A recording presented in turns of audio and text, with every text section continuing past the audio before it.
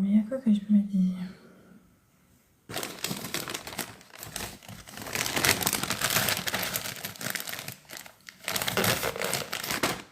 Qu'est-ce qui va faire l'affaire maintenant? Je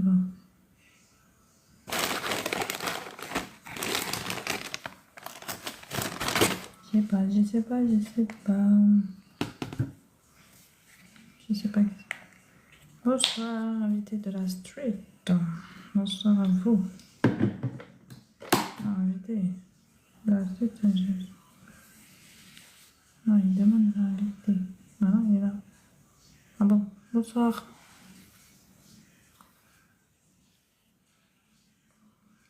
J'ai un petit peu dire, il va faire un peu embêté. Bon, c'est pas grave. Comment allez-vous, la famille? Je vous ai laissé ce matin en disant que j'allais faire la lecture biblique, mais j'ai fait qu'une partie. Je devais faire la deuxième partie parce que j'étais fatiguée, je suis partie me coucher. Finalement, là, TikTok a restreint à 3 minutes. TikTok. Il a restreint les vidéos à 3 minutes. Je peux pas faire de vidéo de lecture en fait. Sinon, c'est trop court, 3 minutes. Du coup, j'ai décidé de faire un mini live. Ouais. Un mini live pour vous expliquer ça. Ça fait bizarre. Du coup, je me suis pas coiffée. Ouais. Je vais me préparer. J'ai préparé ma pâté parce que j'étais. Ah!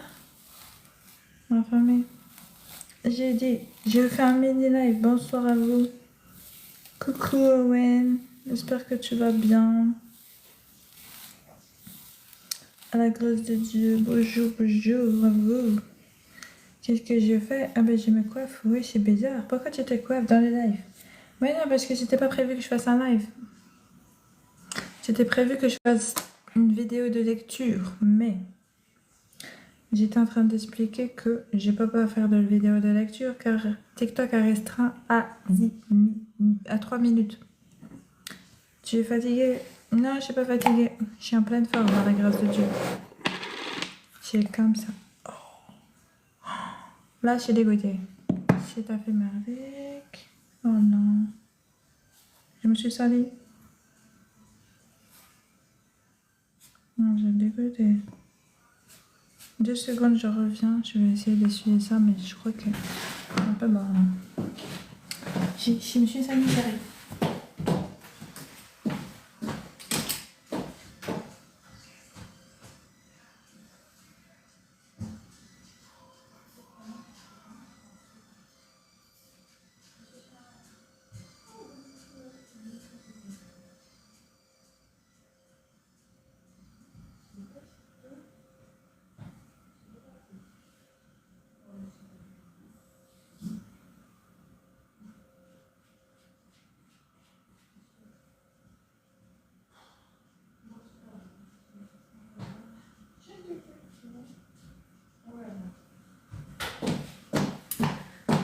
La famille, je sais pas ce que j'ai fait avec cette robe-là, mais on verra plus tard. Du coup, bonsoir à vous, j'espère que vous allez bien, la grâce de Dieu. Ah ouais, ça va bien? J'espère que ça va bien.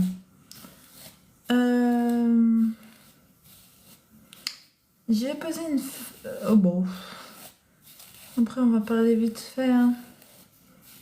Je vais vous expliquer pourquoi je me suis connectée. J'ai demandé une...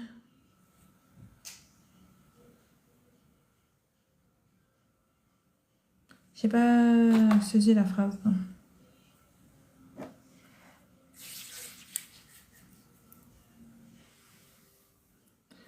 J'ai vu le film de Edouard d'Argent. J'ai mes cheveux qui ont poussé. Oh punaise, mes cheveux ils ont poussé. C'est incroyable. J'ai aidé. Regardez-moi la longueur de mes cheveux. Ils ont poussé. Moi je suis choquée comment ils ont poussé. J'ai pas compris le délire. Ils ont poussé comme ça d'un coup. Ils ont dit ouais c'est bon, j'ai envie de pousser. Paf. Bon bah écoutez la famille. On a devant eu un exploit. Vous avez déjà vu les miracles? Mais Mes cheveux, ils ont poussé d'une longueur affolante. J'ai dit, bon, qu'est-ce que c'est que cette longueur? Si t'as fait une longueur affolante, non?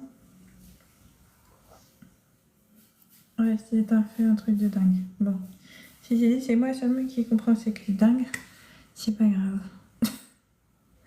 En fait, je me suis connectée à la famille pour qu'on puisse discuter un tout petit peu parce qu'en fait, finalement, je peux pas faire une lecture des écritures pour commencer parce qu'il n'y a pas de temps. Il n'y a que 3 minutes. TikTok a réduit à 3 minutes les vidéos. Du coup, je peux pas faire la lecture que je devais faire. Du coup, j'ai décidé de faire un petit live pour qu'on discute ensemble. Et donc, le thème, c'est le carême.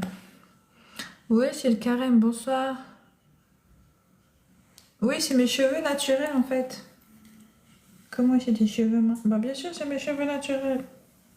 Ils ont poussé d'un coup. Ma spiritualité, elle a poussé mes cheveux aussi. C'est comme ça. Tu ne fais pas? Tu ne savais pas? Je vous annonce une nouvelle.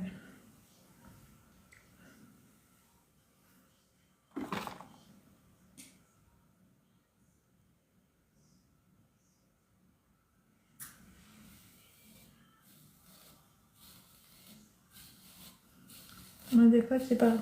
C'est sur ma tête. Issu de mon crâne. Jusqu'à preuve du contraire, je suis humain. Je pense que mes parents, ils m'ont fait de manière humaine. Ouais, la manière humaine. Ça veut dire un homme, une femme. Ouais. Si ma mère, elle a fait quelque chose de bien grave comme ça, je sais pas. J'aurais été peut-être autrement. Mais je pense que là, ça va.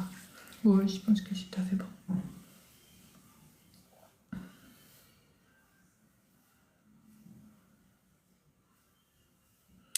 Donc, ma famille, si ça va, vous allez bien? J'espère à la grâce de Dieu. Bah écoutez, je sais que beaucoup d'entre vous font le carême ou... comment on appelle ça? Le ramadan.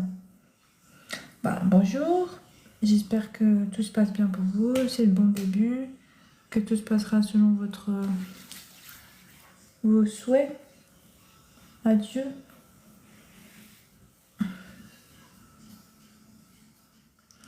Et c'est dans ce cadre-là, j'aurais besoin de vos informations. Je vous ai posé une question en tant que médium. Mais de quoi? Vous parlez de la pépé que j'ai en blonde là? Bien sûr que c'est un poney. Moi-même j'ai remarqué que c'était un cheval qui était là. Mais c'est pas ça la question. C'est que la question. Sinon là c'est mes cheveux naturels. Mais sinon je sais que vous parlez de la vidéo où je suis blonde. Oui, je pense que c'est un cheval. Là j'ai pas besoin de révélation pour savoir. C'est mon père qui m'a révélé. Pourquoi? C'est tout à fait bien un cheval. Mon père il va venir avec un cheval. Si ça fait noble. On parle de noblesse quand on parle de chevaux. Je pense que je préfère un cheval sur ma tête que les cheveux humains. Ouais, c'est tout à fait mieux.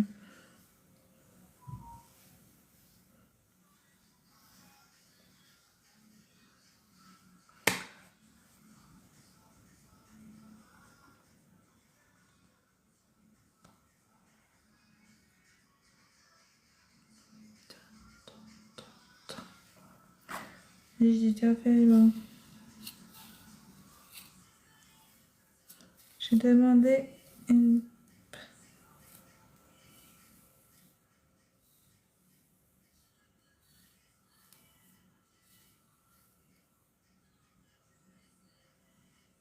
Qu'est-ce que tu dis? Je comprends pas ce que vous dites.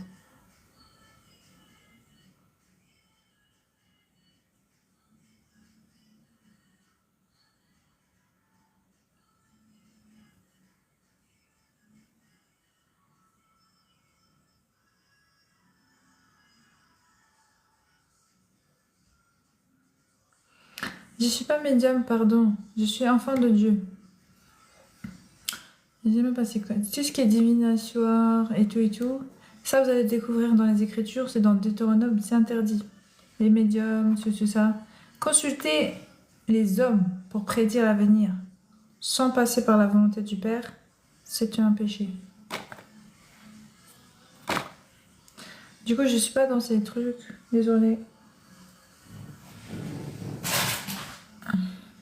Il n'y a pas de souci, madame. Il n'y a pas de souci, monsieur. Je sais pas, excusez-moi si c'est monsieur ou madame. Pardon pour moi. Du coup, je suis pas dedans, pardon. Bonjour, ma soeur. Bonjour, monsieur. Bonjour, madame, ma soeur. Désolée, le pseudonyme, j'arrive pas à savoir si vous êtes monsieur ou madame. On m'a dit de m'adresser à vous. Qui vous a dit ça? Vous êtes trompé, je pense. Parce que moi, je me suis pas... j'ai donné à personne mon nom hein, pour faire ce genre de choses-là. J'ai jamais pratiqué. Qu'est-ce que j'ai fait là? C'est quoi là? J'ai jamais pratiqué, donc je sais pas. J'ai peut-être trompé. Hein. Parce qu'il y a peut-être plusieurs... bon, espoir divin, je sais pas, mais... C'est peut-être espoir divin, vous avez eu le nom. On m'a dit de m'adresser à vous. Bonsoir, Michael. J'espère que tu vas bien. Dans la grâce de Dieu.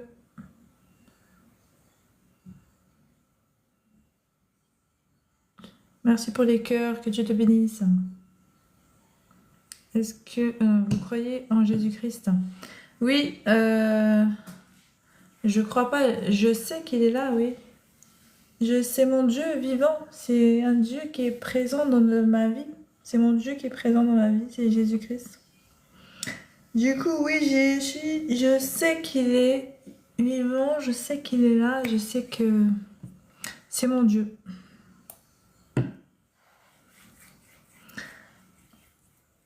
Ça va, merci et toi? Je vais bien, merci à la grâce de Dieu. Je suis en train de me coiffer pour passer à un autre live après, mais là, pour l'instant, je suis avec vous pour partager un peu la connaissance biblique, la foi. Vous voyez ce que je veux dire? Qu'on demeure dans les Écritures, on demeure dans la foi avec le Seigneur. Et donc, c'est tout à fait bon. Car avant, je les consultais et j'ai eu que des problèmes.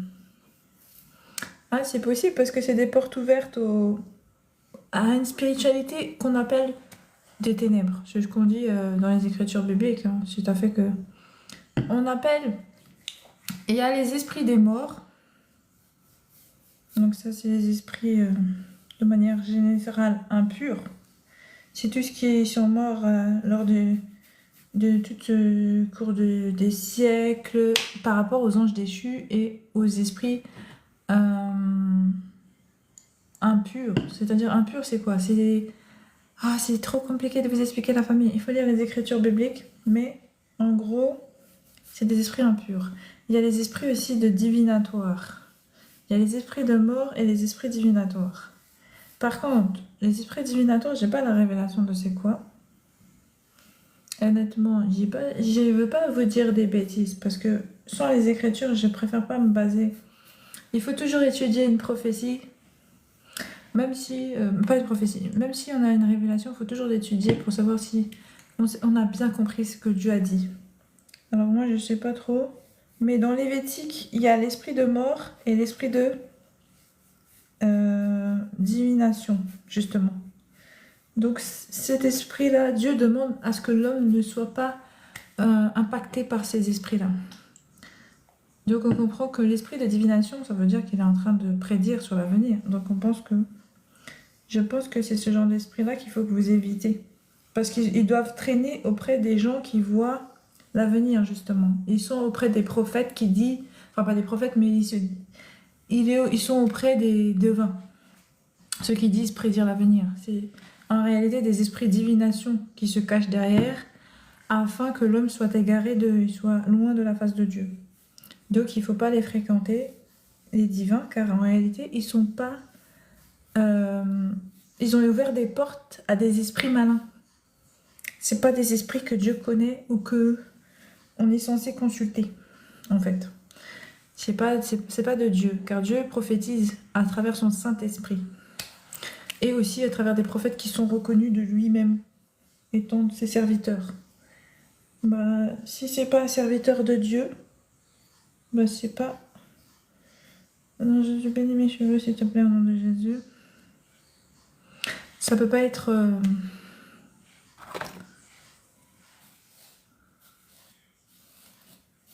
Vous savez, je pense que le Seigneur voulait qu'on cache nos cheveux aussi pour protéger nos cheveux. Maintenant que j'y pense. Il y a peut-être aussi une question de protection. Bon, maintenant je dirais que le sang de Jésus me recouvre et protège mon corps, mon âme, mon esprit. Mais avant, j'ai peut-être aussi une histoire de protection. Je sais pas pourquoi je pense à ça maintenant, mais bon. En tout cas, ce que je dis,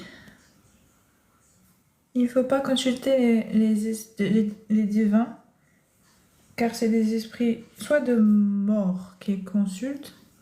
Les esprits de mort, c'est les anges déchus. Comprenez bien ce que je dis. Et les esprits impurs, c'est deux races. Les anges déchus étant leur père, et les esprits impurs étant leurs enfants qui sont morts lors du déluge.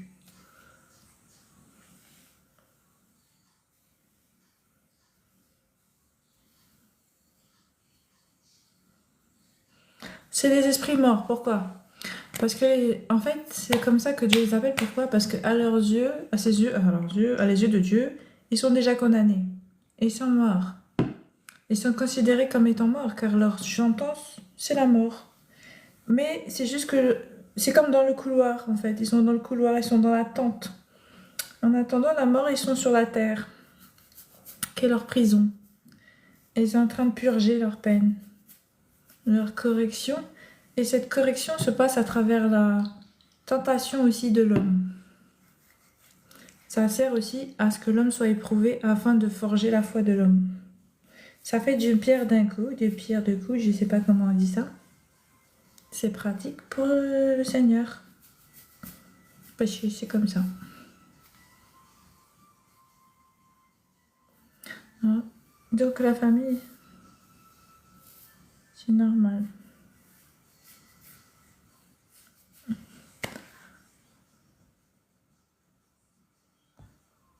Moi, je n'arrive plus à quoi?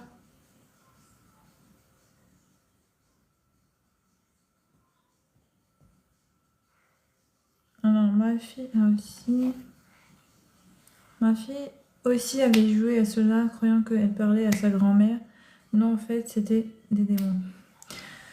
C'est ça, en fait, ils sont passés pour nos ancêtres, nos familles, voilà, un défunt qu'on connaît, parce qu'ils ont, ils ont des connaissances de ceux qui ont vécu, ceux qu'on a vécu, parce qu'ils nous ont suivis, parce qu'ils sont sur la terre, en fait. Ils sont des esprits errants qui n'ont pas de corps, mais ils surveillent les hommes. Ouais, non, mais attends, il va falloir que je fasse d'une autre manière, là. Et ils surveillent les hommes, et donc, du coup, c'est pour ça. En tout cas,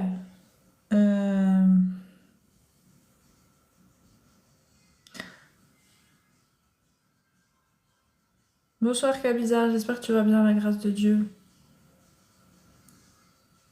Je te place dans Jésus, bénis mes cheveux. Oh mon Dieu,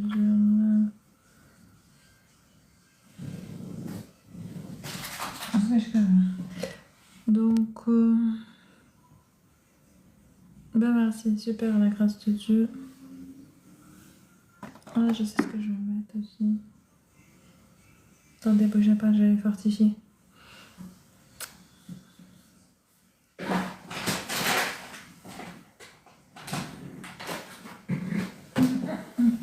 Oh, j'ai le truc, mais je sais pas. Ne vous inquiétez pas, moi je sais pas c'est quoi. J'ai taché ma robe de partout, je sais pas comment. Du coup, je vais pas regarder, on va pas regarder ce qui s'est passé dans les robes là. Je sais pas, je vais peut-être me changer, mais je sais pas. Tellement j'ai de taches de partout. Je sais pas qu'est-ce que j'ai fait. Donc voilà. Qu'est-ce que je vais dire? Donc voilà, en fait, je me suis connectée pour remplacer les 10 minutes de vidéo que j'ai pas pu faire. Comme ça, on discute un peu ensemble et tout, on garde la foi. On apprend et on monte en connaissance aussi, selon les révélations que le Seigneur a données. Ouais, voilà, on s'interroge, c'est gentil de poser des questions, merci à vous. On s'interroge les uns les autres sur la vérité que Dieu nous a donnée, nous a laissée dans les Écritures, et puis il nous a révélé aussi. Parce que certains sont en relation avec le Père par son Saint-Esprit, parce que ils ont compris l'appel, le message de Dieu pour le salut de l'homme, pour la grâce qu'il a donnée, la miséricorde. Tout simplement. Et ça, c'est pourquoi j'en viens au carême. Que se passe-t-il dans le carême? Qu'est-ce que vous appelez carême aujourd'hui? D'où sort cette fête en fait? Est-ce que vous êtes renseigné sur la fête que vous appelez carême?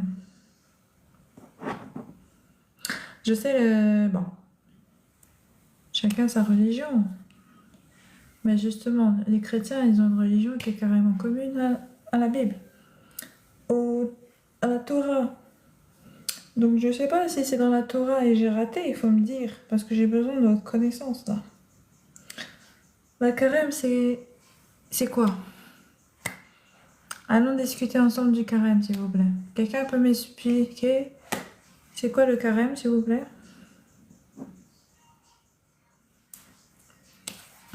Il peut monter pour m'expliquer, hein, y a pas de souci. Donc personne peut monter. Si elle veut m'expliquer c'est quoi le carême. Gentiment, il n'y a pas de souci, il n'y a pas de souci.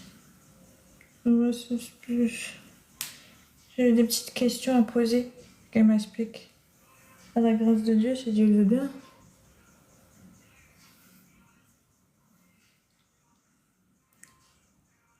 C'est comme le ramadan.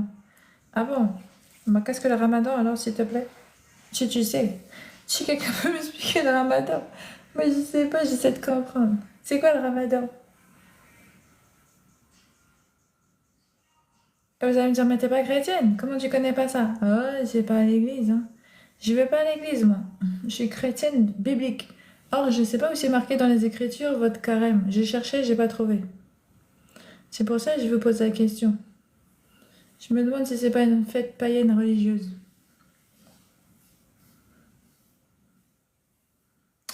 Désolé du terme païen, c'est parce que c'est pas une insulte, hein, c'est comme ça ils appellent les fêtes qui étaient hors biblique, hein, hors révélation de Dieu. C'est jeûner. Bah, c'est jeûner. C'est ça le carême. Bah, vous jeûnez pourquoi la famille? C'est ça. J'avais un objectif. Chaque année, vous jeûnez à la même période. Pourquoi faire? C'est votre Dieu qui vous a demandé ça? Toutes les fêtes religieuses sont païennes. Hein?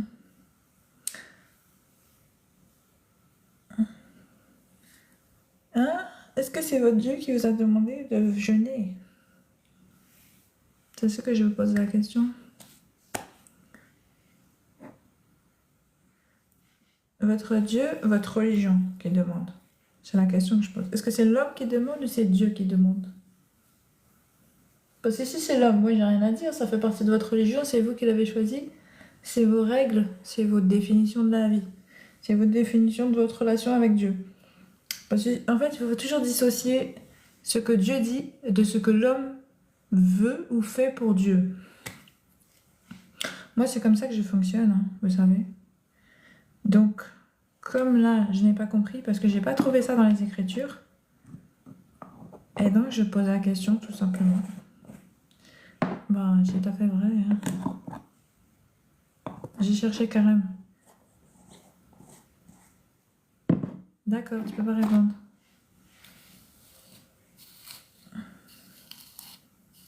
Ben, on va laisser le père, alors il va rester avec son carême. C'est Dieu qui va savoir qu'est-ce qu'il va faire du carême. Moi, je sais pas. En tout cas, je suis pas dans la religion, donc je pratique pas le carême. Désolée, mais je peux pas. Et donc, c'est pas grave. C'est pas grave, la famille. Merci à vous quand même. C'est normal. Bonsoir, Ashley, de Dieu. J'espère que tu vas bien à la grâce de Dieu. Moi, je vous laisse... dans votre dimension de compréhension. Parce qu'en fait, une croyance, c'est une croyance. Une religion, ça se crée, enfin, ça se pratique comme on a envie. C'est ça la religion en fait. C'est comment l'homme veut pratiquer sa relation avec Dieu. Donc si vous passez par le carême, c'est votre relation. Moi j'ai une autre relation. Ma relation, c'est pas ça. Je passe pas par un carême. Car le Saint-Esprit est déjà avec moi, je veux pas jeûner pour le retrouver. Si t'as fait. Je jeûne que si le Saint-Esprit a besoin que j'ai besoin. Que oui, s'il me dit que j'ai besoin spirituellement, je le fais. Mais sinon, je fais pas de carême. Si t'as fait que. De toute façon, dans le carême, on n'expie rien du tout. Parce qu'on sait que le péché, on ne l'expie pas par le jeûne. Du coup, je sais pas pourquoi jeûner. Si c'est pour chercher Dieu, je l'ai déjà. C'est l'objectif de la relation, du Saint-Esprit, etc. Donc je ne vois pas pourquoi j'irais jeûner. Hein. Désolée, j'ai pas compris. On n'a pas la même vision de voir le monde. Bah ouais, ça c'est sûr. Exactement, chacun sa mission. Ouais. Chacun sa mission. Mais Dieu, en général, il donne des personnes, hein, des fois, hein, certaines missions à faire ensemble. C'est rare que Dieu missionne une seule personne. Même Moïse, qu'on n'arrête pas de parler de Moïse, mais on dirait que Moïse a tout accompli tout seul. Non, il avait son frère Aaron à côté de lui. Jésus n'est pas accompli seul, même s'il était Dieu, il n'a pas accompli tout seul. Il a dit moi, il a appelé 12 personnes, puis il a appelé 70 personnes. Donc je ne sais pas quel homme qui se sent élevé pour accomplir seul. Ben, je lui dis bon courage, hein, parce que le plan de Dieu, on comprend que ça ne peut pas s'accomplir tout seul. Parce que depuis le commencement, Dieu a créé un homme seul. Puis il a dit il n'est pas bon que l'homme soit seul. Il a créé une campagne afin que le plan de Dieu se réalise. Donc, ça peut pas être possible qu'une personne suffise pour le plan de Dieu. Déjà, il faut au minimum 2. Et on le voit bien quand il a envoyé les apôtres, il les avait envoyés par 2. Donc c'est ça, le plan de Dieu, ça se passe déjà avec minimum 2 personnes. C'est le minimum, j'ai dit. Donc c'est quoi ta mission? Ma mission? Bon, chacun... Alors là, déjà la première mission de l'homme, c'est d'être sauvé. Parce qu'il doit se repentir. Il doit se repentir du péché qui est en lui depuis la création, depuis le péché d'Adam. Donc. Ensuite, quand il a retrouvé la relation avec Dieu, et c'est avoir le discernement. Donc, pourquoi Dieu a créé l'homme? Pour lui ressembler. L'homme ne ressemble pas à Dieu. On comprend dès la naissance, il doit passer par un cheminement. Une fois que le cheminement a été fait, afin d'apprendre le discernement du bien et du mal, on revient à Dieu selon ce qu'on a appris. On peaufine, il va nous tailler dans la foi. Il va peaufiner ce qu'on a appris dans le monde, ce qu'on a exercé, ce qu'on a expérimenté, afin de peaufiner la sagesse, afin de la travailler dans la connaissance cette fois-ci de Dieu, afin que le travail de résilience qu'on a fait nous serve en fait à demeurer dans sa présence dans la lumière.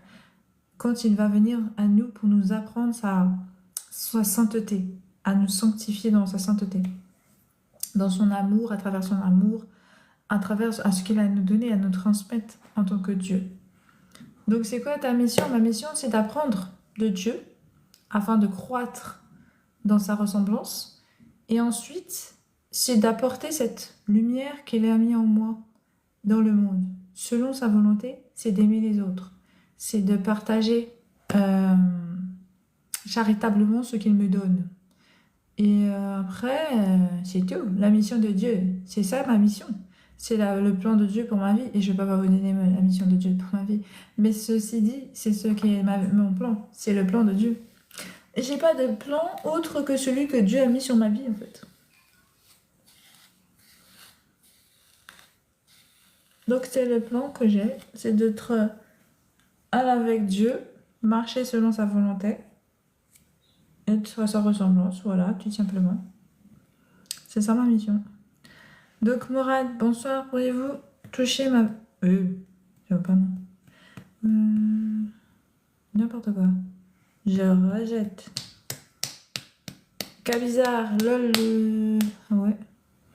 C'est le moment de consultation. Un psy chrétien.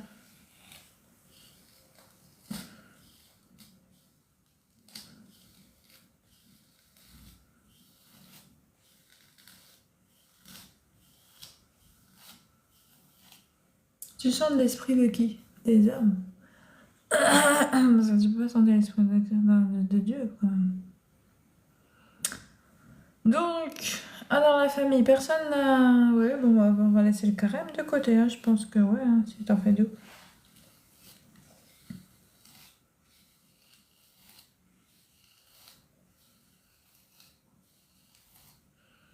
Je pense que mon père il m'a donné un vrai truc là, avec... Ah oui, je vois la différence directe.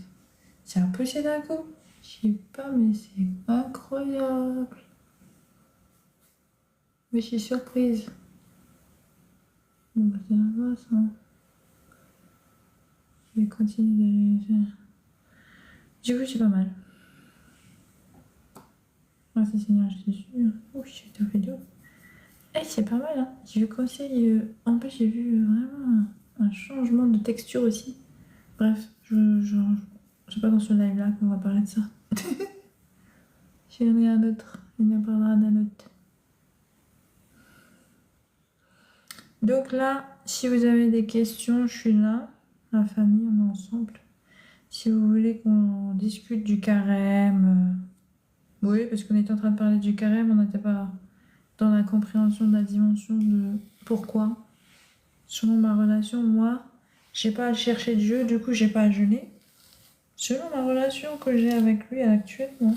Comme les apôtres, quand ils étaient en présence de Jésus, qui disaient que ils se demandaient pourquoi ils jeûnaient pas. Les pharisiens demandaient à Jésus pourquoi ses disciples ne jeûnaient pas. Et Jésus a dit, mais pourquoi ils vont jeûner? Puisque l'époux est là. Donc comme moi j'ai l'époux, je l'ai en esprit certes, mais c'est comme ça la présence de Dieu sur la terre depuis le commencement de la création et c'est largement suffisant pour être dans la présence de Dieu, dans la dimension de Dieu. Du coup, je pense que ça me va, ça me convient. J'ai pas besoin d'invoquer Dieu physiquement pour que je me sente dans sa présence. Donc les 40 jours de carême, à moins d'invoquer Dieu physiquement, parce que quand on comprend que dans la Bible, en fait, c'est Moïse qui a jeûné 40 jours et 40 nuits pour qu'il puisse avoir la puissance spirituelle de prendre le temps de vraiment écrire ou je sais pas, rester dans la présence de Dieu afin de recevoir les Écritures. C'est pour ça qu'il était resté comme ça. Après, il y a Élie, parce que c'était une pénitence, car il avait fait 40 jours, il fuyait la mort et en même temps, il était puni de Dieu. C'était une repentance. Il était en train de se faire repentir. Et quand on voit que Jésus a fait 40 jours, 40 nuits, afin d'être tenté également, c'était une repentance, on va dire comme ça. Donc, bah non, je dois dire que... Je veux dire, c'est une pénitence, en fait. Vous vous accablez, alors que, bon, tous, ils étaient conduits de l'Esprit de Dieu. Ils n'ont pas fait ça par leur propre volonté. Ils ont fait ça parce que l'Esprit de Dieu les a conduits à le faire. Donc si vous êtes conduit par l'Esprit de Dieu à jeûner 40 jours, 40 nuits, pas 40 jours, 40 nuits, mais pendant le carême, je comprends. Moi, j'ai rien à dire, hein. Mais dans ma relation à moi, je pense que j'ai le Père, c'est bon. Du coup, je jeûne pas les 40 jours. Parce que je suis en présence de l'époux. Donc je cherche pas Dieu. Le jeûne, c'est principalement pour favoriser l'éveil spirituel, la montée en spiritualité, afin que quand vous cherchez Dieu, vous puissiez le comprendre et l'entendre. Mais si Dieu est déjà en vous et demeure en vous, vous êtes déjà dans une relation. Si vous jeûnez afin de, je ne sais pas, moi, je ne sais pas pourquoi vous jeûnez, c'est vous qui savez pourquoi, vous demandez au Père pourquoi vous êtes dans un jeûne, hein. Si vous êtes en repentance avec lui, si vous quoi, je ne sais pas.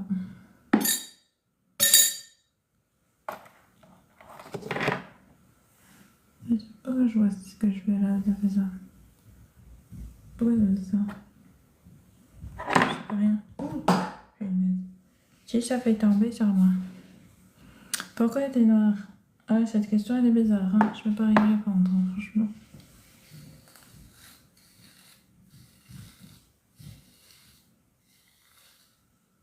Voilà, donc la famille...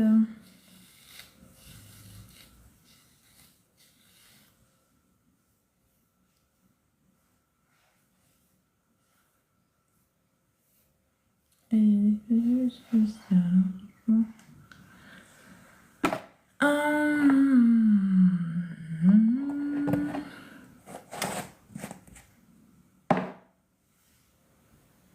Bah c'est une dingue comment ils ont posé, hein. Je sais pas où.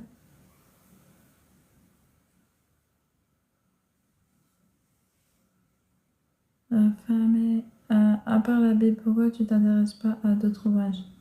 Bah, à quel ouvrage je m'intéresse? Moi, je m'intéresse à Enoch. Mais ça dépend dans quelles circonstances tu dis ça. Parce que moi, je me rapproche des ouvrages bibliques pour me rapprocher de Dieu. La Bible, c'est pour que je puisse connaître Dieu, pour avoir la dimension de Dieu selon la connaissance qu'il a donnée à l'homme, qu'il a voulu révéler à l'homme. C'est pour ça que j'ai lu l'ouvrage de la Bible. Maintenant, sachez que Dieu est riche de connaissances, donc c'est très riche et très vaste et très long de s'imprégner des écritures bibliques.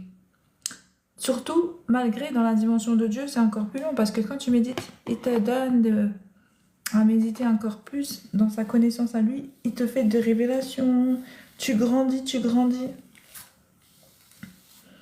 Dans sa présence, tu grandis, donc tu apprends beaucoup de choses dans les Écritures, ça. C'est long l'enseignement du Père, hein. Vous savez, les apôtres, ils ont été enseignés 3 ans, hein. Tout le long en fait. Tout le long de leur marche avec le Seigneur. Et ils étaient avec lui nuit et jour. Donc nuit et jour, ils prenaient connaissance de la parole de Dieu. Nuit et jour, ils mangeaient de la parole. C'est pour ça.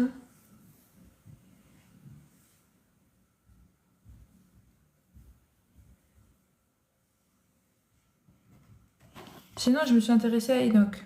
Moi, c'est le deuxième ouvrage en dehors de la Bible dans lequel je me suis intéressée et que j'ai retrouvé une vérité semblable à la Bible.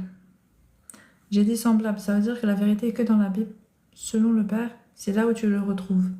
Mais les écritures d'Enoch sont un complément, en fait, selon moi, par rapport aux ténèbres. Qu'il n'y a pas vraiment cette dimension dans la Bible. Elle est racontée, mais de manière brève, afin de ne pas s'étendre dessus, car Dieu veut s'étendre plus sur lui-même et la lumière. Donc sa relation avec l'homme aussi.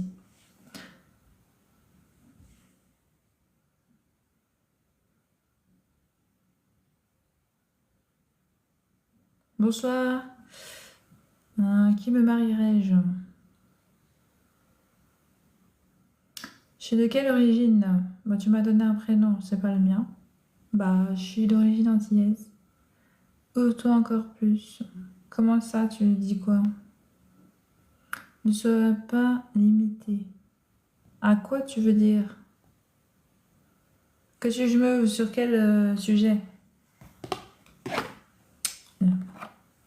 Sur quel sujet tu veux que je discute et tu trouves que j'ai pas assez donné de détails?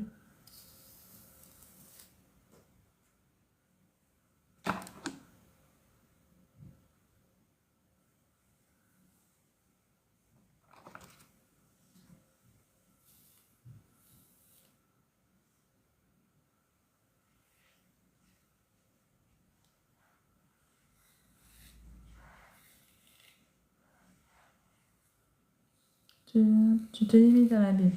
Non, je me suis pas limitée à la Bible. J'ai lu légèrement le Coran. J'ai pas accroché. Maintenant, quel ouvrage saint qui parle de Dieu et dans lequel tu peux te retrouver pour retrouver la présence de Dieu? Donne-moi des ouvrages saints qui mentionnent la parole de Dieu, enfin, qui mentionnent la connaissance de Dieu à laquelle tu peux te rattacher pour connaître le Père, en fait, pour connaître Dieu. Donne-moi des ouvrages et puis je te dirai si je valide ou pas.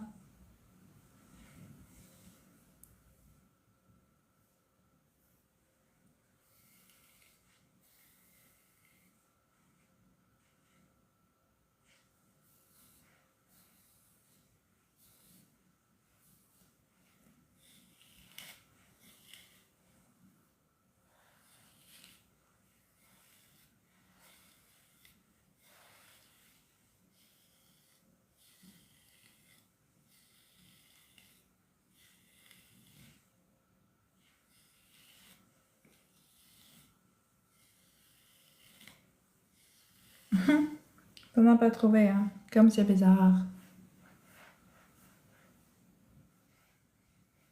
C'est pas à toi de juger si je suis prête. C'est pas la question que j'ai posée. J'ai dit cite-moi des ouvrages. Et puis après, je pourrais te dire ce que j'en pense. Prête ou pas prête? Est-ce que t'en connais déjà? Montre-moi déjà ton niveau de connaissance dans les ouvrages. Il y en a plusieurs. Mais cite-moi-en quelques-uns pour que je vois.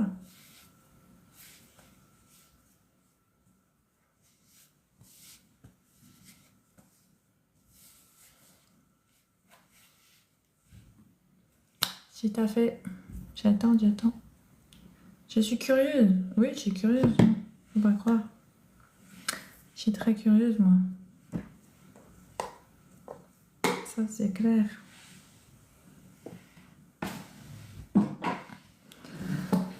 Mais sainement. Ouais, non, pas mal. Non, je suis pas curieuse d'une manière malsaine.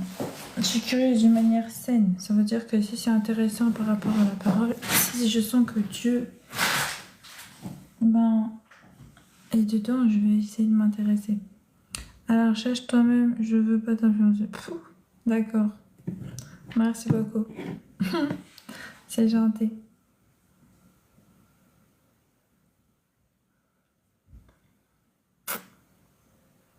Donc, du coup, je suis en train d'influencer, là, c'est ça que tu dis? Parce que je partage avec vous. Je suis en train d'influencer.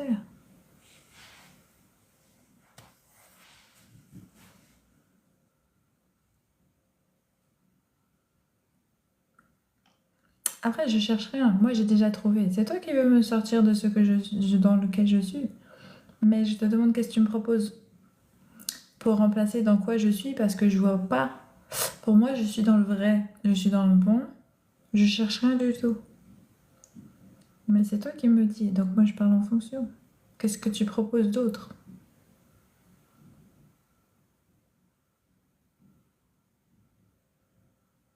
Ah, bon, bah c'est bon alors.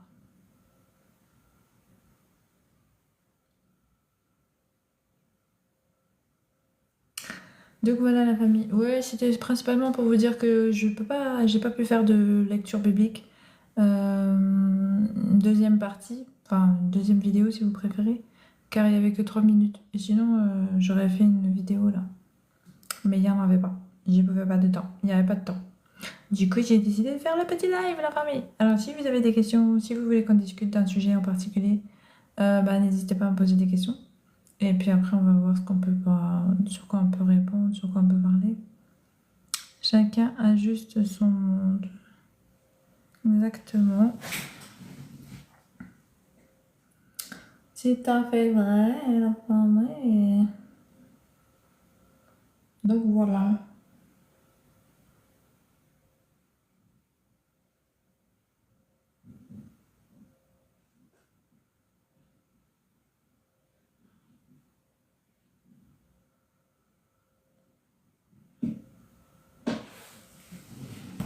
Ouais.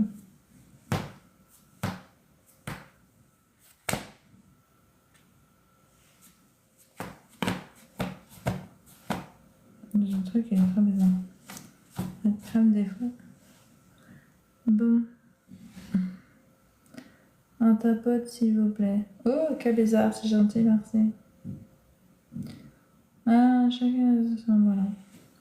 Après, vous savez, j'ai pas resté longtemps, juste un peu me connecter, discuter un peu, voilà, de la parole, du carême, de tout ça. Chacun, après, sa pensée. Et voilà. Moi, j'ai pas vraiment de sujet à donner. Et c'est tout.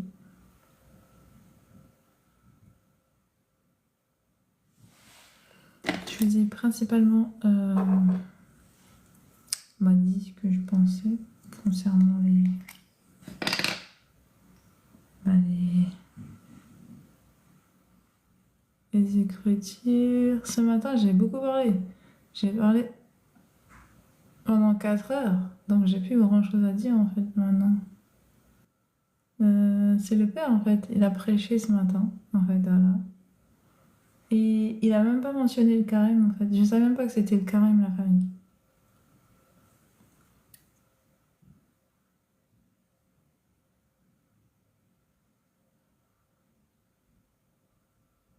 Merci pour les likes.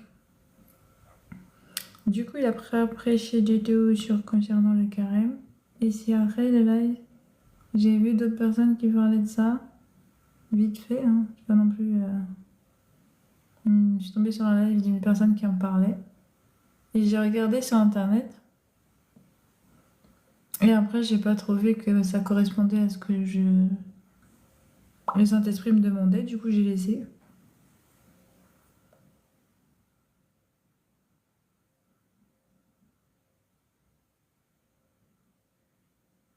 Ouais, je suis d'accord. La réflexion crée la conscience. Et la conscience mène à la confiance. T'es d'accord avec moi? C'est pour ça que Dieu bâtit une relation à travers les Écritures afin de mener l'homme dans la confiance de ce qui s'est produit d'abord, afin qu'il ait la perception de ce qu'il compte faire ou ce qu'il peut faire, etc. Afin d'avoir la dimension de lui-même et de la relation qu'ils peuvent avoir avec lui. Afin de bâtir une confiance à travers ce qu'il doit donner à l'homme comme plan pour réaliser sur sa vie. Bon, moi, c'est ce que je comprends.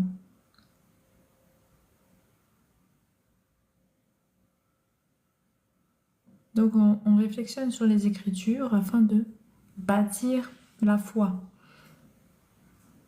Donc, la confiance en Dieu. Donc, je suis d'accord avec toi, oui.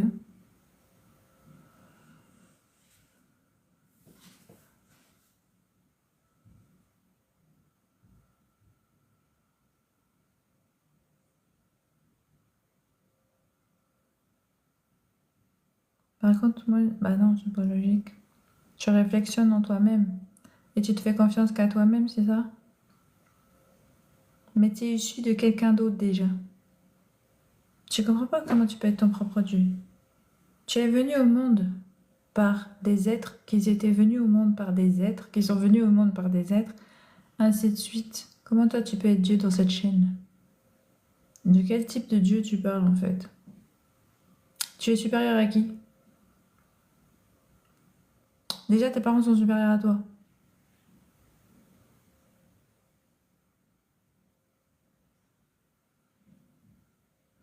Ta conscience, elle vient juste d'être formée dans le monde. Il y a plusieurs personnes avant toi qui l'ont bâti. Comment toi tu peux être Dieu? Déjà, qu'est-ce que Dieu pour toi? C'est ça, peut-être c'est la définition qui convient pas à ce que tu penses. Cas bizarre. Attendez, on va prendre la définition de Dieu pour savoir si vous êtes dans l'erreur ou si vous avez raison. Parce que j'ai l'impression qu'il y a des fois, il y a des personnes qui utilisent des mots sans comprendre dans quel sens ils veulent le mener. On va prendre le mot Dieu. Parce que je ne comprends pas dans quel sens vous allez amener le mot Dieu là. Principe fondateur dans les religions, d'accord? Monothéiste, Dieu est l'être suprême, unique, transcendant, universel, créateur de toutes choses, doté d'une perfection absolue, constituant le principe de salut pour l'humanité et qui se révèle dans le déroulement de l'histoire. Maintenant, que signifie le mot Dieu? Allons voir, peut-être c'est dans ce sens-là qu'on n'a pas compris de quoi vous voulez parler. Le mot Dieu vient du latin deus, lui-même issu de la racine indo-européenne, dei, briller, qui élargi en deio et en dieu, sert à désigner le ciel lumineux en tant que divinité ainsi que les êtres célestes par opposition aux êtres terrestres, les hommes. Oh, opposition aux hommes. Ah, mais attendez. Tu es pas des... Tu viens d'en haut?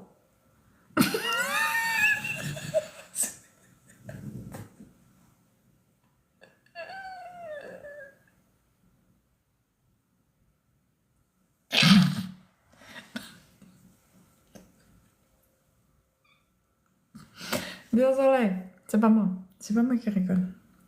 C'est pas non plus le Saint-Esprit. C'est tout à fait compliqué d'expliquer ça. Donc, alors, attendez. Je suis super à personne et personne supérieure à moi. Mais pourquoi l'homme ne pourrait pas être son propre Dieu? Ben, ça n'a pas de sens. Tu peux pas être conscient alors qu'on t'a formé. Ben, écoute bien, tu peux pas être ton Dieu. Tu peux...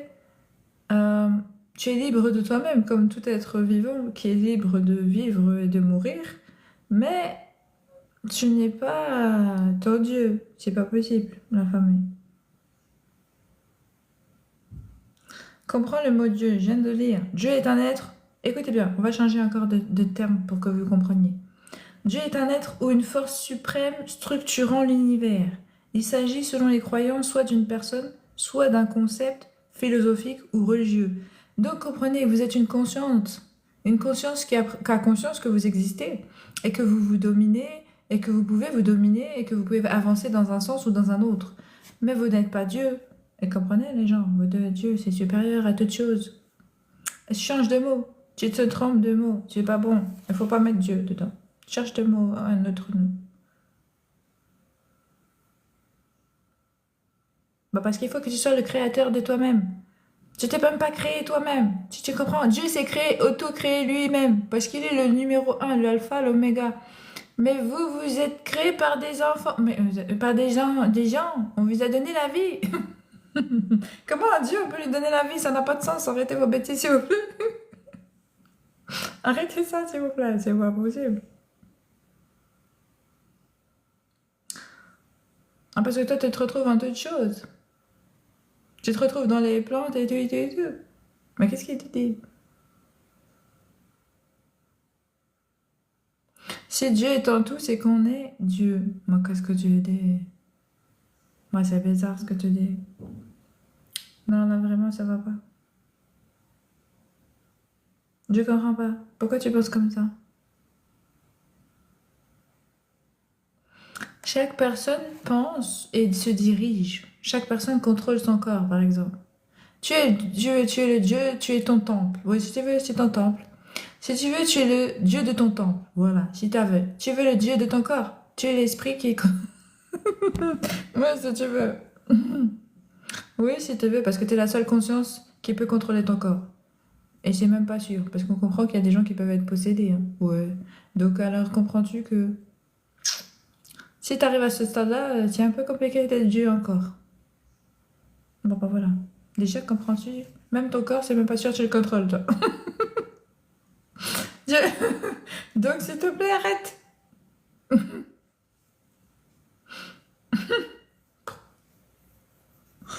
Ah, non, non, non, non.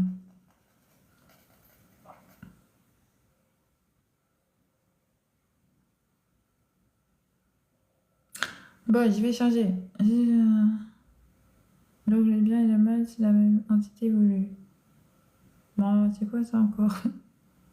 Qu'est-ce que tu dis? Que...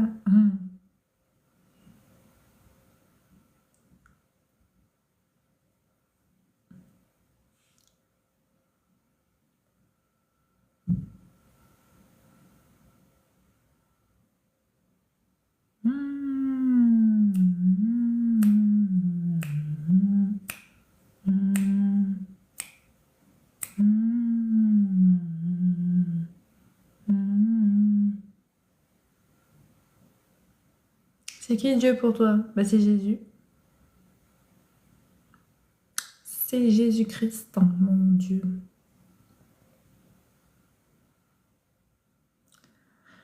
Basé sur la connaissance par laquelle j'ai eu à connaître les Écritures, l'Esprit de Dieu, d'abord par révélation, et ensuite la connaissance des Écritures qui m'a accroché au fondement que Jésus-Christ est Dieu.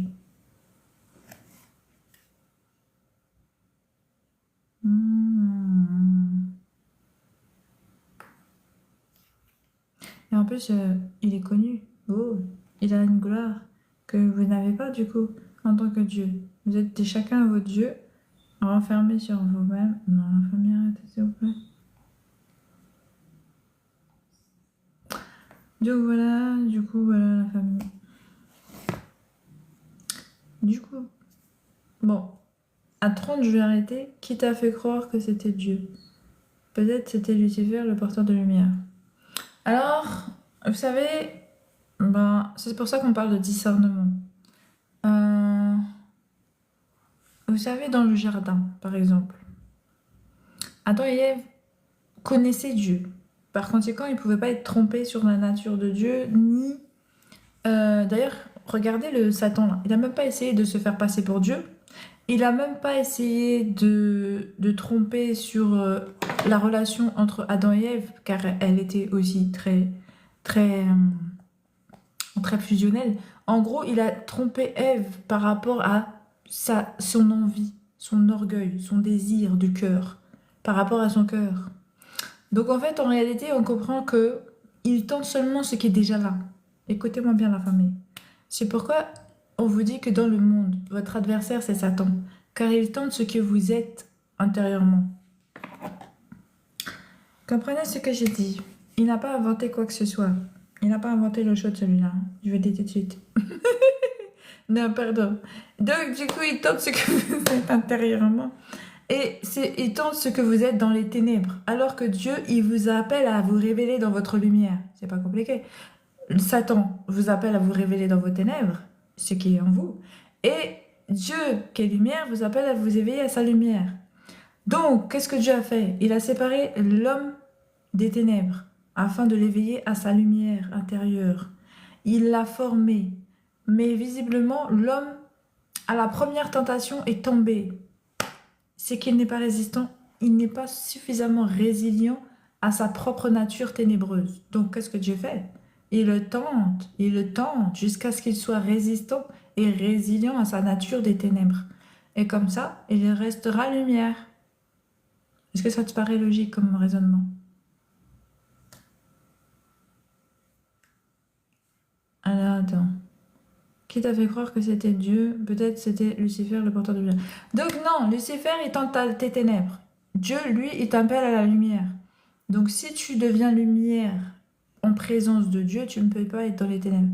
Le péché, si tu t'éloignes du péché, bah tu n'es pas en présence de Dieu. Tu n'es pas en présence de Satan. Et quand tu te mets à l'écart pour connaître les Écritures et tu vois justement qui est ton Dieu, tu comprends que tu n'es pas en présence de Satan.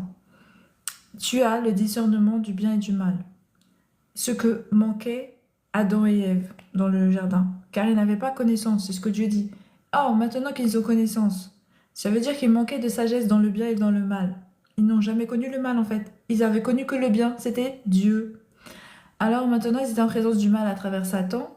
Et du coup, ils devaient travailler ça. Il leur manquait ce temps d'expérience dans le travail de connaître le mal. Puisqu'ils ont connu que le bien, maintenant ils allaient connaître le mal, afin de travailler leur résilience. Et maintenant, si Jésus est Dieu, on est aussi des dieux. Non, ça marche pas comme ça. Il faut que vous ayez la même chose que Jésus. Quand Jésus a marché, il a reçu quoi? C'est pour ça que Dieu il est malin. Il est très fort. Et pourquoi se faire recevoir le Saint-Esprit? Afin que vous sachiez que pour devenir enfant, il faut la relation avec le Saint-Esprit de Dieu. Donc si tu veux être Dieu, soi-disant, si je peux dire ça comme ça, c'est vraiment incroyable de vouloir être Dieu à ce point. Et ben du coup déjà, il aurait fallu que tu reçoives le Saint-Esprit parce que Jésus a reçu le Saint-Esprit de Dieu. Quels sont les arguments que tu avances pour dire que Jésus est Dieu par rapport aux autres religions? Alors moi, j'avance aucun argument, je n'ai pas besoin car tout a été fait avant moi. Les scientifiques l'ont fait, les historiens l'ont fait et les témoignages l'ont fait.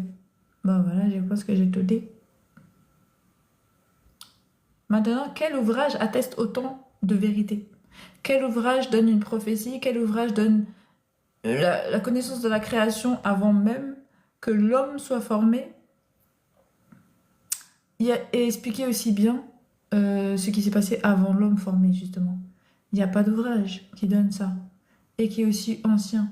C'est que les écritures bibliques.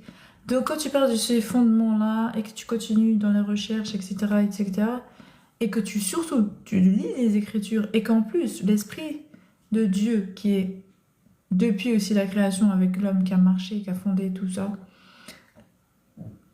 t'apporte des révélations de connaissances et en plus t'explique ce que tu dois comprendre, je pense que tu n'as plus de doute que c'est pas une religion que tu vis, mais une relation avec Dieu. Voilà, Walid, j'espère que j'ai répondu à ta question. Peut-être que Dieu c'est Satan et Satan c'est Dieu. C'est possible, non? Non, c'est pas possible. Parce que Dieu se définit étant lumière. Or, Satan, son caractère est insupportable. Ouais, c'est insupportable, il n'y a pas de lumière dedans. Tu pourras pas rester avec Satan même pas une minute. Oh, c'est tout à fait horrible. Non. Il est menteur, manipulateur, destructeur, perverse, colérique, jaloux, envieux, perfide. J'en passe. Sadique. Ça fait horrible. Il est insupportable. Comment En fait, les seules pensées de Satan, c'est que l'homme meurt. Tu comprends que tu veux vivre avec... tu peux pas même pas vivre à ses côtés, en fait. Tu comprends? Car il te laisserait pas le découvrir plus que ça. En fait, il va se cacher. Et ce qu'il va te révéler, c'est pour te manipuler afin que tu meurs. Oui, c'est parce que son objectif, c'est soit tu meurs, soit il te manipule.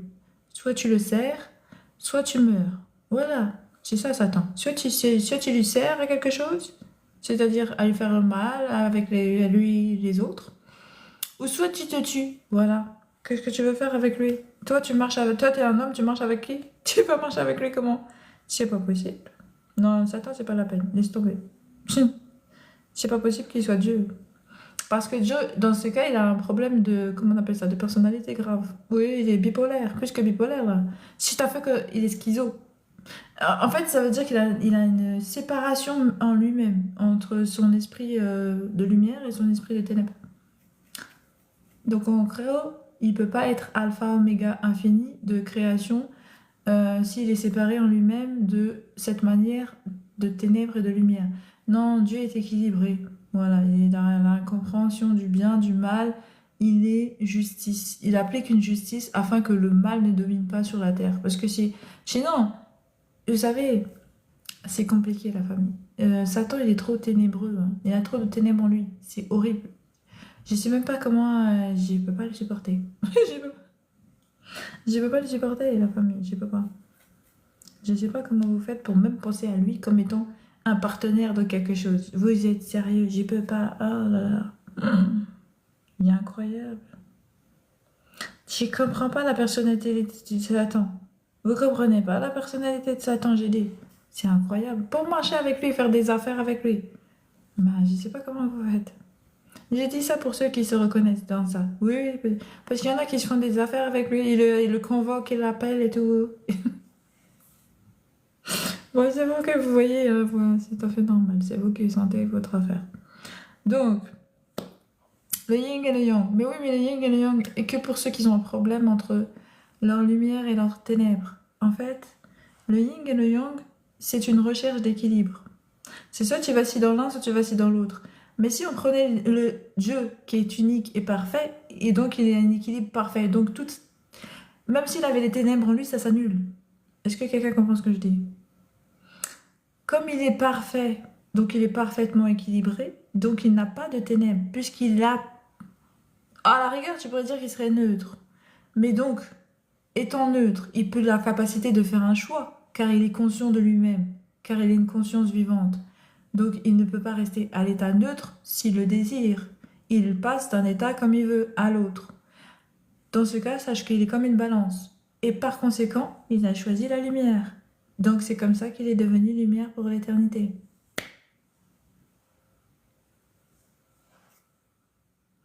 Et toi, tu as reçu le Saint-Esprit? Oui, j'ai reçu le Saint-Esprit Riscoji. Tout à fait. J'ai reçu le baptême du Saint-Esprit par Jésus-Christ lui-même. L'homme est son propre Dieu, car il pense, il crée, il transforme le monde, il se donne des règles. Est-ce que tu sais que les animaux font la même chose?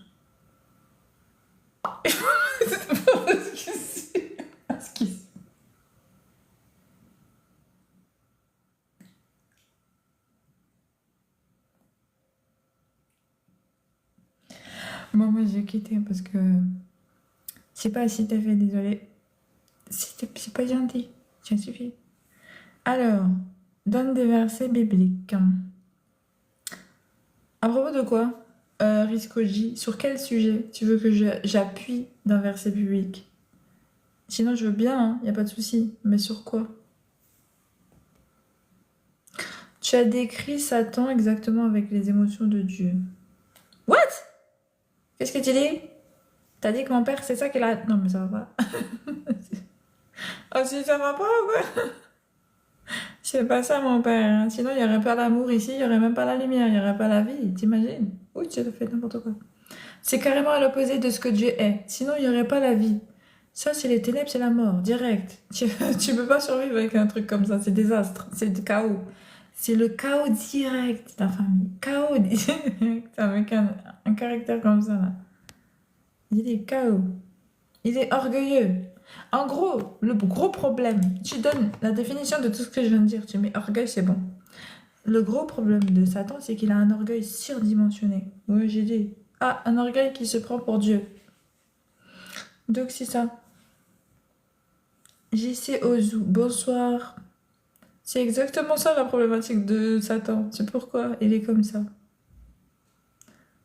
Donc il est tout l'inverse, par conséquent, puisqu'il est voulu être élevé au rang de Dieu, et Dieu est parfait, il a fini imparfait total. Voilà, c'est à fait ça. Orgueilleux de l'imperfection. Il s'est pris tous les caractères mauvais. Et moi, Satan n'existe pas, on est aussi notre propre Satan. Donc tu avoues que Dieu est neutre. Non, Dieu est lumière. Dieu a choisi son camp. Comment tu ne comprends pas? Dieu a créé la lumière et Dieu a dit, c'est la lumière qui est bon. Et Dieu s'est élevé dans les cieux. Et il est resté dans la lumière depuis. Est-ce que tu comprends? Donc il n'a pas changé d'état depuis. Depuis après la création où il a créé la lumière.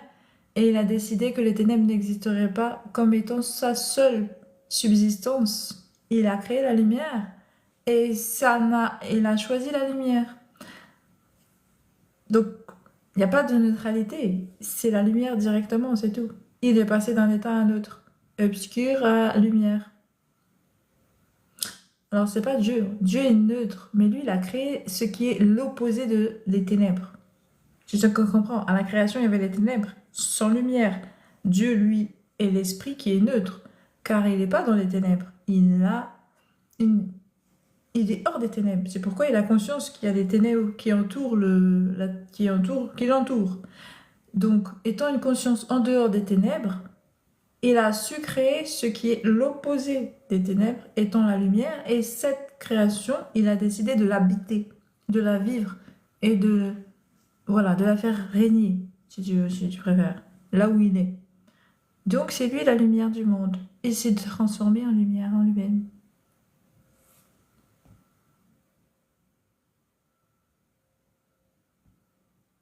Amen. Sans les ténèbres, la lumière n'existerait pas.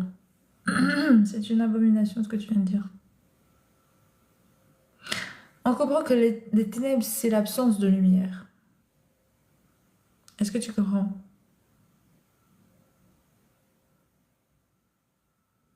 Donc c'est l'inverse.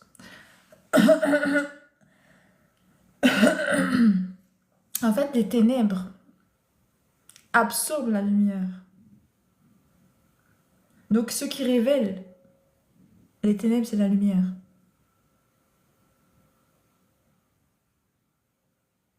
Est-ce que tu comprends ce que j'ai dit?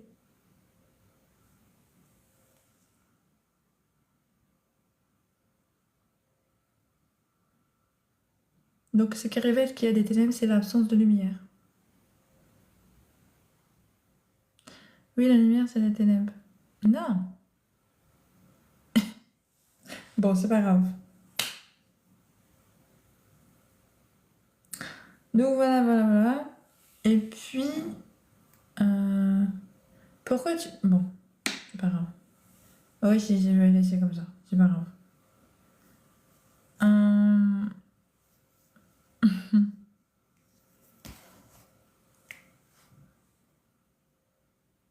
Et après, la famille... Donc voilà, moi ça m'a fait plaisir de vous parler un peu. On a parlé un tout petit peu bon, je te taquine un peu. Ouais, tranquille dans la famille. Vous savez, moi je suis zen, hein, c'est à fait zen. Hein. on discute et tout, on arrive à se mettre d'accord. C'est à la grâce de Dieu. C'est à la grâce de Dieu. Si le Seigneur a réussi à nous mettre dans la même dimension de compréhension et qu'on avance ensemble dans la connaissance de sa personne, c'est super. C'est qu'il nous donne des données afin que nous puissions nourrir la foi que nous avons en Dieu, en la connaissance qu'il nous a donnée, etc. Moi, je suis tout à fait partante, hein. Et c'est pour ça que le Seigneur aussi, il se retrouve dans sa parole. Donc voilà la famille. Bon voilà, je vais faire juste un petit coucou et vous expliquer pourquoi je fais pas de deuxième vidéo. Et puis maintenant, voilà, j'ai pas vraiment beaucoup parlé. J'ai trop parlé le matin. Après, franchement, je vais vous dire un truc. Le père, il m'a encore parlé tout à l'heure et tout. Il m'a encore enseigné. Mais en ce moment, mis à part, sinon on peut faire la lecture en direct, hein. Comme ça on va commencer, voilà, on va faire une petite partie de lecture ensemble dans Deutéronome. Non, on va commencer du coup nombre, on a fini Lévitique. Du coup je vais faire une petite partie de lecture. Et puis comme ça on va se nourrir avant de se quitter. C'est tout à fait bien, dans la soirée il faut toujours se nourrir. C'est bien. Du coup on va se nourrir ensemble. Et puis c'est bien. On va nourrir. Allez, la parole de Dieu, c'est tout à fait bon. Tous ceux qui ont fait le jeûne, c'est le moment de manger. De manger la vraie nourriture. Donc, on va lire les nombres. Voilà, Kabeza, t'as compris. C'est ton esprit qui te parle, pas Jésus, madame. Eh ben, mon esprit, il est très fort, hein, pour donner des révélations sur Dieu. Même sur la création de compréhension. Oh, il est trop fort. Merci mon esprit de Dieu. L'esprit de Dieu, arrête tes bêtises. C'est le Père qui m'a révélé des choses. Allez, on y va. Les nombres. Dénombrement des Israélites dans le désert de Sinaï. L'Éternel parla à Moïse dans le désert de Sinaï, dans la tente d'assignation, le premier jour du second mois, la seconde année après la sortie du pays d'Égypte. Donc là, on a une référence de temps. Encore faudrait-il qu'on sache quand est-ce qu'ils sont sortis d'Égypte. Mais bon, on sait que la deuxième année après être sortis d'Égypte, eh ben, qu'est-ce qui s'est passé? Il dit, faites le dénombrement de toute l'assemblée des enfants d'Israël, selon leur famille, selon... Tu vois, le Père, il fait le recensement. Donc, il apprend l'homme à se recenser. Écoutez-moi bien la famille, s'il vous plaît. Pardon. Moïse est celui qui a écrit les Écritures. Comprenez que je ne sais même pas s'ils avaient la dimension du recensement sans que Dieu leur apprenne et leur inculque cette dimension-là. Là, le Seigneur leur demande de faire le dénombrement afin de se recenser. Donc, c'est le premier recensement du peuple israélite. Donc, on continue. Et il dit, faites le dénombrement de toute l'assemblée des enfants d'Israël selon leur famille, selon les maisons de leur père, en comptant par tête les noms de tous les mâles. Depuis l'âge de 20 ans et au-dessus, tous ceux d'Israël en état de porter les armes. Vous en ferez le dénombrement selon leur division. Toi et Aaron. Donc c'est l'Éternel qui parle. Il fait ce qu'il a fait depuis le commencement. C'est lui au début qui recensait les hommes, qui a donné les noms d'Adam, la descendance d'Adam. Ce que l'homme ne peut pas savoir, c'est Dieu qui l'a révélé. Et maintenant, il apprend à l'homme de le faire. Vous avez vu un peu le truc? C'est tout à fait beau. J'aime beaucoup. Il y aura avec vous un homme par tribu, chef de la maison de ses pères. Voici les noms des hommes qui se tiendront avec vous. Pour Ruben, Élitsur, fils de Chédéur. Pour Siméon, Shelumiel, fils de Tchud. Et là, il vous montre qu'en plus, il connaît les noms avant même qu'ils ont fait le dénombrement et qu'ils lui disent qui est qui et qui est quoi. Donc on comprend que c'est pas pour lui qu'il demande à l'homme de le faire, mais il apprend à l'homme à le faire afin que l'homme connaisse comment se recenser. Comment se... Est-ce que vous avez compris ou pas? Le Père dit de le faire, alors que lui-même leur donne déjà qui mettent en tête, comment le mettre en tête, sans même avoir eu la connaissance de qui est qui, et comment et quoi et quoi. Est-ce que tu comprends quelqu'un? C'est incroyable. Il y aura avec vous un homme par tribu, chef de la maison de ses pères. Voici les noms des hommes qui se tiendront avec vous. Pour Ruben, Élitsur, fils de Shéter. Pour Siméon, Shelumiel, fils de Tsuritshadai. Pour Judas, Natshon, fils d'Amminadab. Pour Isaacar, Nethanil, fils de Tsuar. Pour Zabulon, Eliab, fils de Hélon. Pour les fils de Joseph, pour Éphraïm, Elishama, fils d'Ami. Oh, pardon, j'ai pas fait exprès. Fils d'Ami, Hud. Pour Manassé, Gamiel, fils de Pédash, fils de Pédasur. Pour Benjamin, Abédan, fils de Gidéoni. Pour Dan. Ça, c'est les 12 tribus qu'il est en train de donner là. Oui, ça va, merci beaucoup. La grâce de Dieu. Pour Dan, Aïezer, fils d'Amishabdaï. Pour Hazer, hein?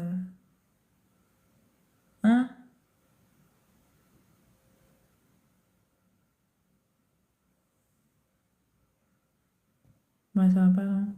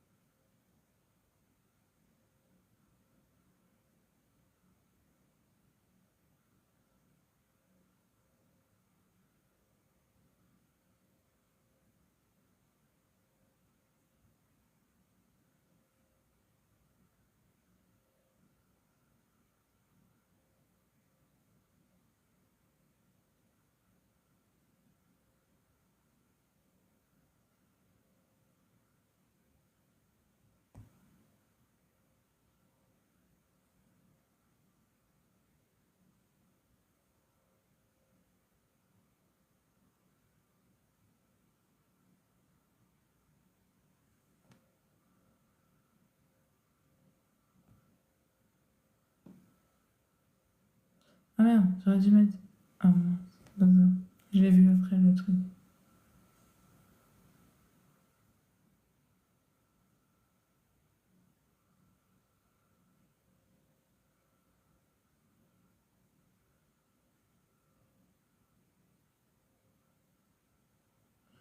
Bonsoir Diaz, merci, c'est gentil. Qu'est-ce que t'as... Non, ça va. Alors prends soin de toi, de ta santé, plutôt que de faire des lives tout le temps. Ouais, je fais pas des lives tout le temps, Dieu merci, à la grâce de Dieu. En plus, là, je suis en train de lire les Écritures, c'est super intéressant. Pour Hazar, Paguel, fils d'Ocran. Pour Gad, Eliadzaph, fils de Déuel. Pour Nephtali, Aïra, fils d'Énan. Tels sont ceux qui furent convoqués à l'assemblée, princes des tribus de leur père, chefs des milliers d'Israël. Moïse et Aaron prirent ces hommes qui avaient été désignés par leur nom. Et ils convoquèrent toute l'assemblée le premier jour du second mois. On les enregistra selon leur famille, selon les maisons de leur père, en comptant par tête les noms depuis l'âge de 20 ans et au-dessus. Moïse en fit le dénombrement dans le désert de Sinaï, comme l'Éternel le lui avait ordonné. On enregistra les fils de Ruben, premiers-nés d'Israël, selon leurs familles, selon les maisons de leur père, en comptant par tête les noms de tous les mâles depuis l'âge de 20 ans, et au-dessus, tous ceux en état de porter les armes. Les hommes de la tribu de Ruben, dont on fit les dénombrements, furent 46 500. 46 500. On enregistra les fils de Siméon, selon leur famille, selon les maisons de leur père, et on en fit le dénombrement, en comptant par tête les noms de tous les mâles depuis l'âge de 20 ans et au-dessus, tous ceux en état de porter les armes. Les hommes de la tribu de Simeon, dont on fit le dénombrement, furent 59 300. 59 300. C'est énorme. On enregistra les fils de Gad selon leurs familles, selon les maisons de leurs pères, en comptant les noms depuis l'âge de 20 ans et au-dessus, tous ceux en état de porter les armes. Les hommes de la tribu de Gad, dont on fit les dénombrements, furent 49 650. On enregistra les fils de Juda selon leurs familles, selon les maisons de leurs pères, en comptant les nombres depuis l'âge de 20 ans et au-dessus, tous ceux en état de porter les armes. Les hommes de la tribu de Juda, dont on fit le dénombrement, furent 74 600. Mais c'était des chiffres énormes. On enregistra les fils d'Isaacar selon leurs familles, selon les maisons de leurs pères, en comptant les noms depuis l'âge de 20 ans et au-dessus, tous ceux en état de porter des armes. Les hommes de la tribu d'Isaacar, dont on fit le dénombrement, furent 54 400. On enregistra les fils de Zabulon, selon leur famille, selon les maisons de leurs pères, en comptant les noms depuis l'âge de 20 ans, et au-dessus de tous ceux en état de porter les armes. Est-ce que vous avez remarqué ce que le Seigneur y fait? Il répète, mais certaines personnes n'auront pas la patience de répéter. Est-ce que vous comprenez? C'est la patience qui fait travailler là. Parce qu'en plus, il faut être vachement patient pour compter sur le nombre de têtes là, s'il vous plaît.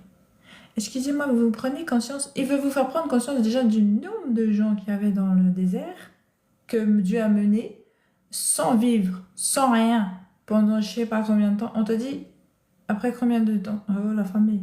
En plus, écoutez-moi bien, ils avaient vu qu'ils ont compté combien de gens? Mais avec quel outil? Avec leur... T'as fait que c'est long.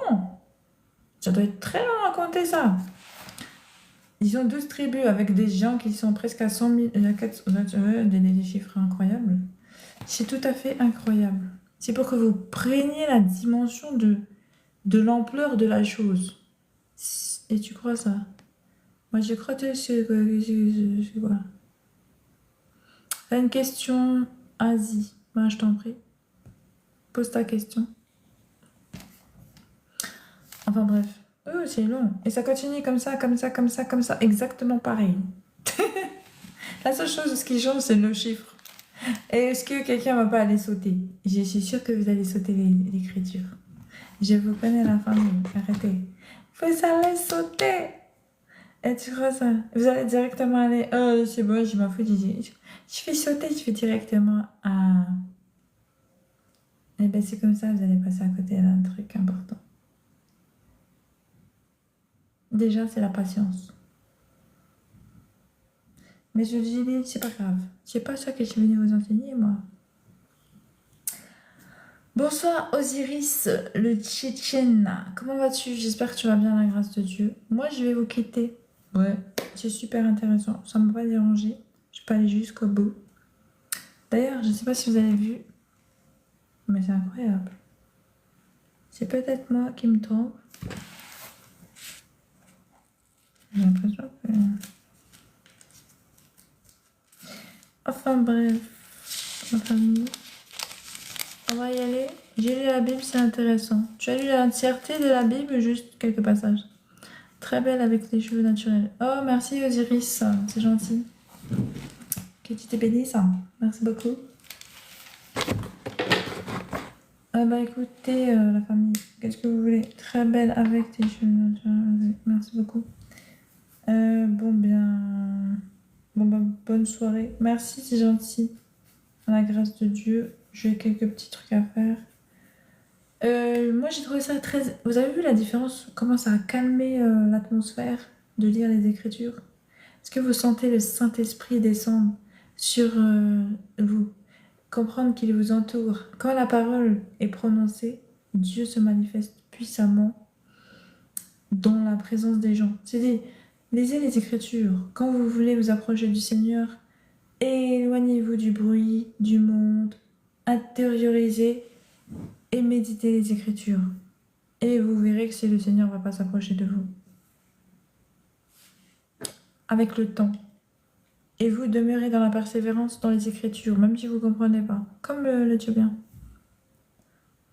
Merci, c'est gentil, Kabizar. C'est incroyable la différence.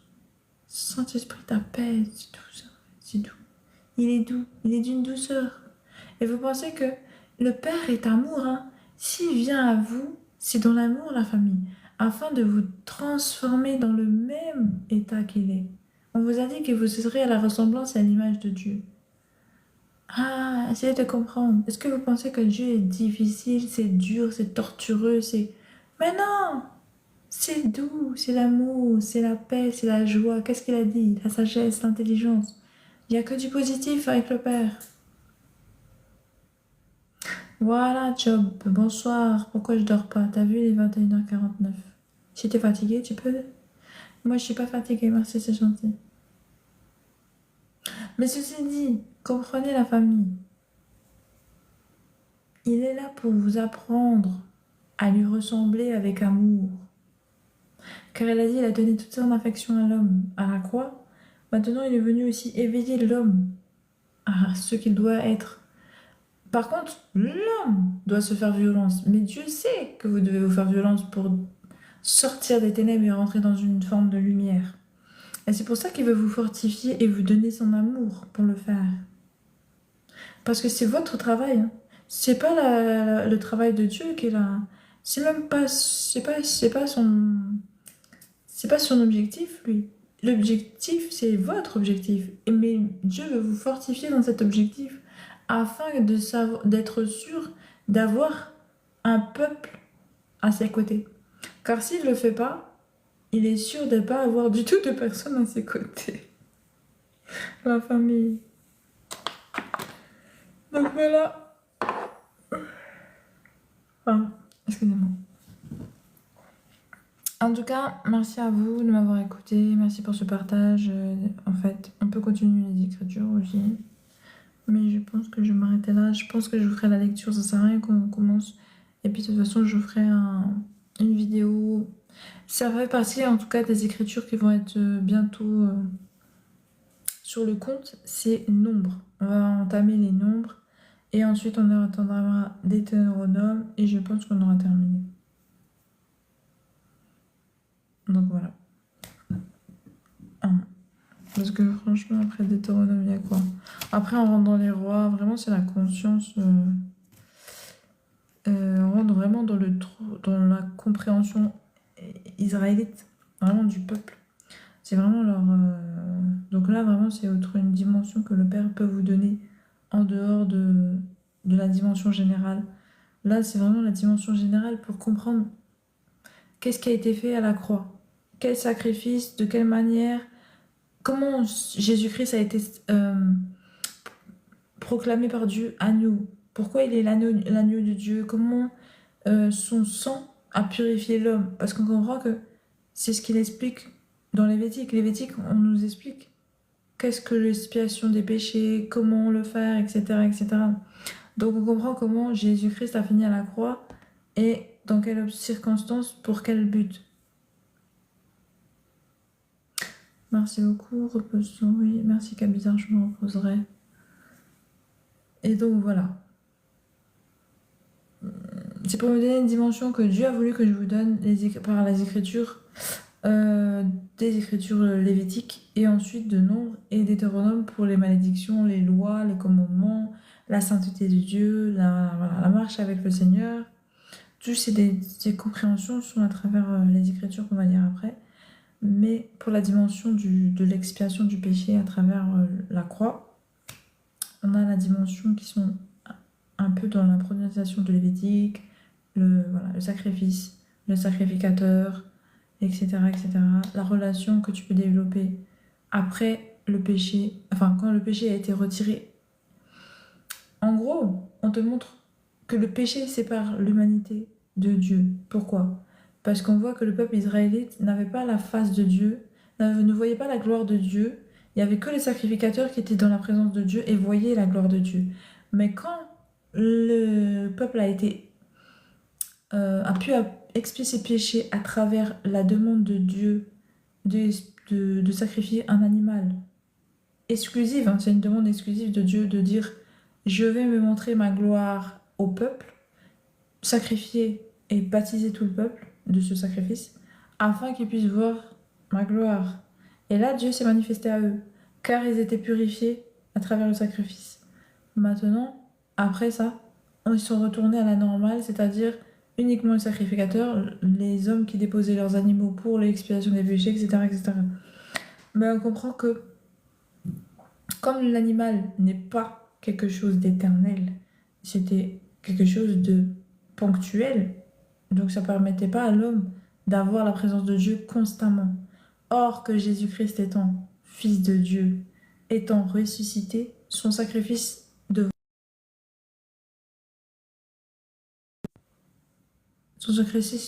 Dieu est éternel, car le sang de Jésus est éternel, car Jésus-Christ est ressuscité et élevé. Donc il a une éternité, il a la vie éternelle. Par conséquent, son sacrifice aussi, son sang est encore vivant et sa pureté aussi, sa sainteté, il est mort saint, donc il est demeuré saint. Il est donc saint pour l'éternité. Il est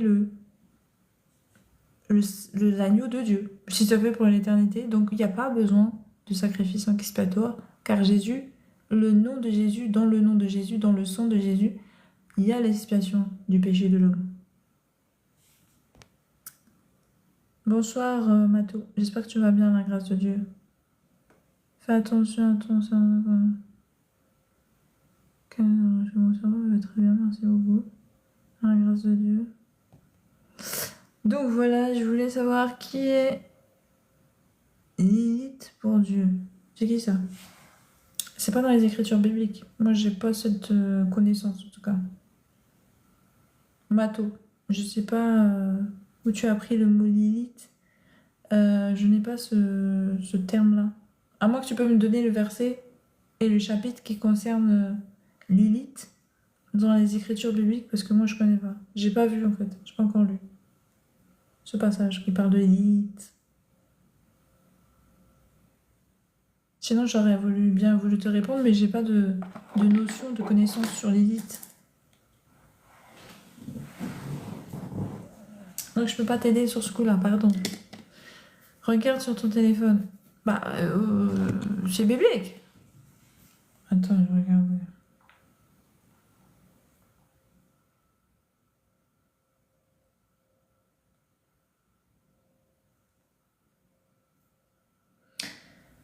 Alors, si qui est dans la Bible?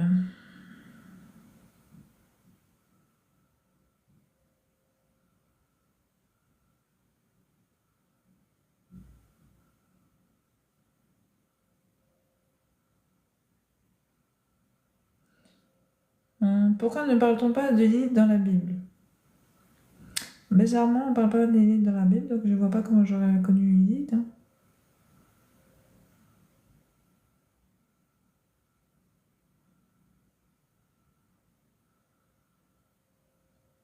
C'est complètement ridicule.